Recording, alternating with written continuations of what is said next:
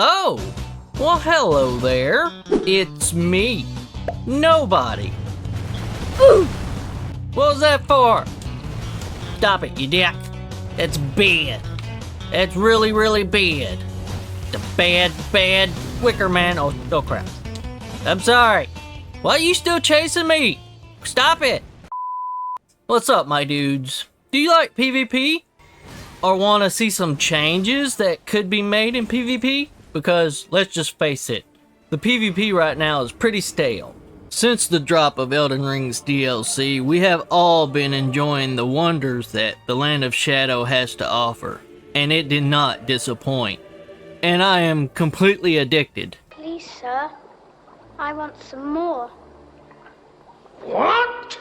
Although some parts of the map seem barren with a total lack of useful items and enemies, while giving us multiple smithing stones that we really didn't need, every inch of the DLC is gorgeous, and the Shadow Keep has won my heart as my favorite legacy dungeon. Hot diggity dog! This place is magnificent. But with all of its beauty and magnificent boss fights, it seemed to forget about the community that kept the Souls series alive for all this time. The PvP community. Invaders, bonfire duelists, Coliseum warriors, and even the dirty blue hunters are all left with overpowered weapons that they must learn to use and fight against. And although Covanents in the past Souls games were popular and fun, giving you items you could trade in for unique weapons and spells, for some reason has failed once again to be added to Elden Ring. Covanents encourage players to engage in PvP, and some players even starting their PvP career from trying to gather these unique weapons and spells, leading them to engage in PvP even after receiving their prize. In these Covenants, you could either invade and kill the host, or you could protect the host. Or you could even protect certain areas of the game from host invading that land. And they also had a unique hunter covenant that you could be called to protect the host to gain the items that they wanted. And although I was hopeful when the game was about to be dropped, they indeed did not get added to the Shadow of the Erdtree. In fact, besides patching certain broken weapons that inflicted insta-death blight, it seems like they didn't add anything to the PvP side of things at all.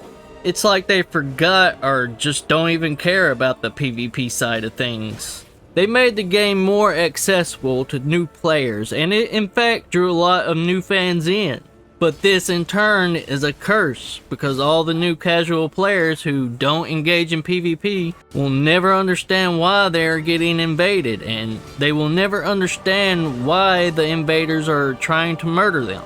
And when they do get murdered, they get salty and turn into keyboard warriors, sending hate mail as the only way to express their aggravation. It's only a game. Why you have to be mad? The invaders don't invade to ruin people's playthroughs or make someone have a bad experience. They invade for the rush and victory of taking out multiple opponents with minds and builds of their own. In the days of Dark Souls 3, there was a 6-player limit, and you could have battle royales with the gank squads that post up in certain areas of that game. And unlike the Taunters tongue we have today, the item in Dark Souls 3 could not be deactivated until death, giving the host and invaders a fair chance to win on either side of the fight. While in Elden Ring, besides not being attacked by certain mobs of the map, they are truly granted a disadvantage at every turn. Solo invasions have been taken out completely, and it would have given the host and invader a chance to spar one-on-one until the Dirty Blues arrived, and instead replaced by only allowing invasions if the host had summoned a friend in co-op. And from the aggravation of being ganked, it discouraged new players from trying to invade. And the rune arcs you get for successfully winning an invasion isn't enough to keep people interested. Invaders can also get damaged by their co-invaders if they are lucky enough to get one. And some co-invaders will stab you in the back just because they can. And as explained in Emotional John's video, a YouTuber passionate about PvP and very entertaining to watch, I highly suggest you check out his channel and show some love and subscribe. But he explains the trials that invaders have to face, and how Fromsoftware needs to focus more on the PvP community.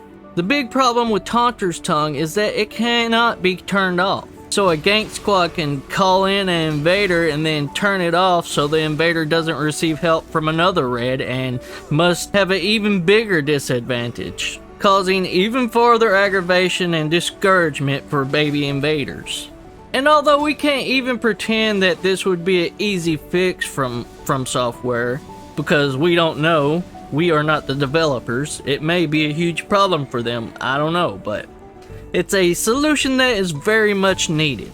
The option to turn Taunters tongue off needs to be removed to make it fair for both sides. And the player limit needs to be increased to 6, giving the host its 2 phantoms, giving the invader a chance to either get helped or backstabbed by a co-invader, and leave the last player option to be occupied by either side, by either a hunter to help the host or a third invader to help fight against the gank squad for a true battle royale. And although adding Covanents may be too much to ask, I believe that adding them like a group to protect the Abyssal Woods from trespassers, because that place is, let's face it, it's barren and only has a few enemies there to stop you from getting to the manse. Or maybe add a covenant that an invader could either help or destroy the host, like in the past games. I'm looking at you, Mal Makers. And with each kill or successful attempt to help the host, it gives you an item that could be used to trade in for unique weapons, spells, or even armor.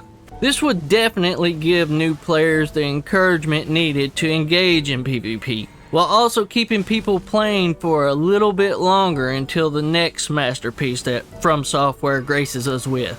But like Emotional John said in his video, either the developers don't play PvP or they don't care, or they believe the state of PvP is fine as it is. But anyone who thinks the PvP state is fine hasn't played any of the past Souls games and doesn't understand how much PvP has decayed since the launch of Elden Ring. So we in fact do need to band together and get the developers to shine some light upon the PvP community. So all of you keyboard warriors out there who feel the same as we do, contact the developers in the link in the description below to support tickets for the bandinamco to request the change. If for some reason you click on the link and it doesn't go through, go to Emotional John's video and click on the link in his description and you'll definitely get there. Anyone who feels the same as we do, please like and share this video. For the other creators out there, please make a video of your own so we can hopefully see these changes before the developers move on completely. Let our voices be heard. Well, that's about it. If you like this video, please like and subscribe. It really helps me out. And until next time, have fun, my dudes. Did you enjoy this video? Consider subscribing to the main channel at Mr. Nobody Elden Souls where it's more focused on invading, or the second channel at Nobody Elden Things where its focus is on helping and will be the main hub for invading for dummies. Subscribe to both and I promise you will not be disappointed. Thank you for watching, my tarnished, and we will see you next time. Like and subscribe or I'll deathblight you in your sleep. This message has been approved by the Mayor of Froggytown.